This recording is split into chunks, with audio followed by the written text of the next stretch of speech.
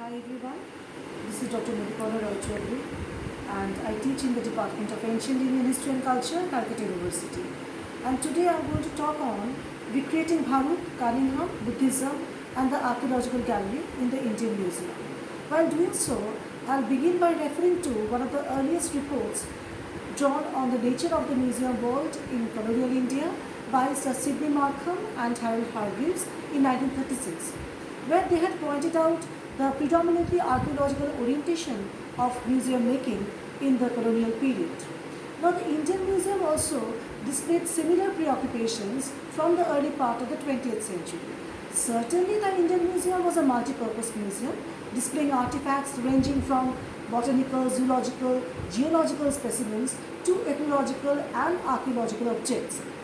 Yet, from the early part of the 20th century, the kind of importance that archaeology received in the Indian Museum collection was in keeping with the overall trend of museum making that we witnessed from, all over the country. It was in this larger context of an incipient museum movement that we required to situate the story that I wish to tell. Now, the story begins at a time when archaeological exploration was in a state of infancy during the decade of the 1870s. Synchronizing with the other more important event of the Indian Museum getting an imposing building, that is the permanent building that we find today on Chowrangi, which was at that time known as British Calcutta, European Calcutta. Now, one of the major impetus for the development of the archaeological gallery comes from the direct involvement of Sir Alexander Cunningham and his assistant J.D. Pegley. In fact, the Indian Museum specially engaged Cunningham to give the archaeological gallery a permanent shape.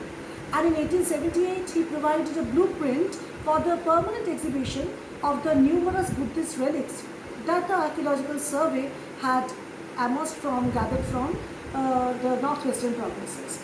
Now, it is common knowledge that Cunningham had a special fascination for India's Buddhist heritage. Now, to him and to many of his contemporaries, the specimens of the Gandhar school of art, which in fact came to constitute the main features of the archaeological gallery in these early years, were examples of the influence of the Greco-Roman culture on South Asia. Now, by the close of the 19th century, this perhaps almost became an academic orthodoxy in the Western world, such assumptions about which Indian officials, Indian scholars, historians raised important questions, often arguing that Hellenism accounted for only a superficial impact on an already existing, established artistic tradition of India.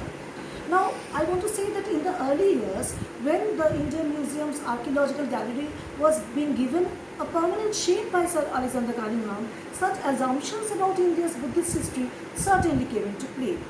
Now, from the superintendent's report of 1879, we come to know how one of the most important and interesting relics, the most important and interesting relics of the Bharut Stupa have been erected in the archaeological gallery of the Indian Museum, and how they constitute the most important and interesting feature of the archaeological gallery.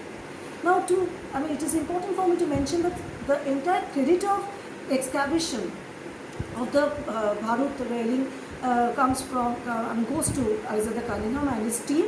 It is situated at Satna district of Madhya Pradesh, and it was at the active insistence of Sir Alexander Cunningham that the Raja of Nagaur, in whose territory Bharut stands, he agreed to hand over the things to the government, from where a portion, the majority of the portion came to the Indian Museum. Certain section went to the Allahabad Museum also. Now, coming of the artifacts from Bharut to the Indian Museum also involved a lot of controversy. There was considerable opposition towards keeping them in a museum of India. In fact, one Mr. Sinders, with whom Cunningham had been in regular contact during the entire stretch of the excavation from London, he was a person from London, professor, he also expressed his dissatisfaction over the fact that the Bharut relics are coming to the Indian Museum. He expressed his dissatisfaction, stating that they could rather be kept to the India Office, London. However, Cunningham retaliated even more strongly to the views provided by Sinders, and he said that it would be more precarious to send him to the British Museum because he had seen some 10 years ago no less than 7 Indian inscriptions, having the full enjoyment of undisturbed repose, unseen, uncared for, and unknown in the peaceful, oblivious walls of the British Museum.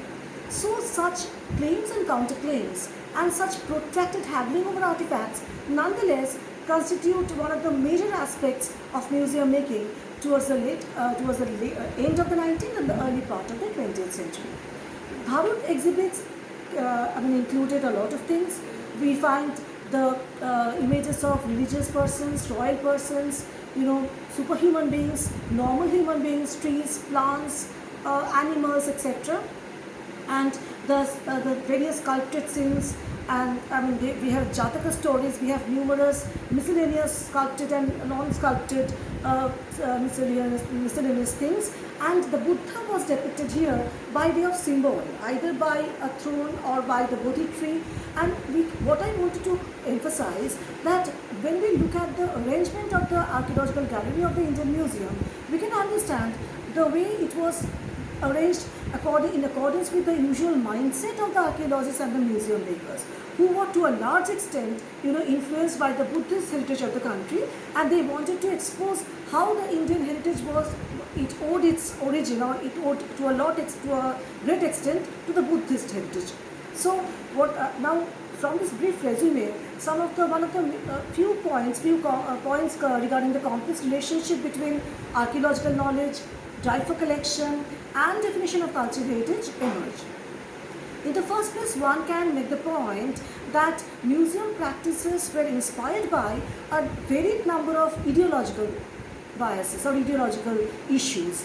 And when we look at the British officials, if they were actually responding to a kind of Orientalist calling by seeking to preserve artifacts of an antique land, the Indian or nationalist historians, driven by nationalism certainly, they were keen to preserve the great artistic heritage through the exhibits. So in this very broad spectrum, one discerning student of museum history can easily locate the changing dimensions of the archaeological and the historical galleries, and I think that is a very important thing of museum history that we need to look at.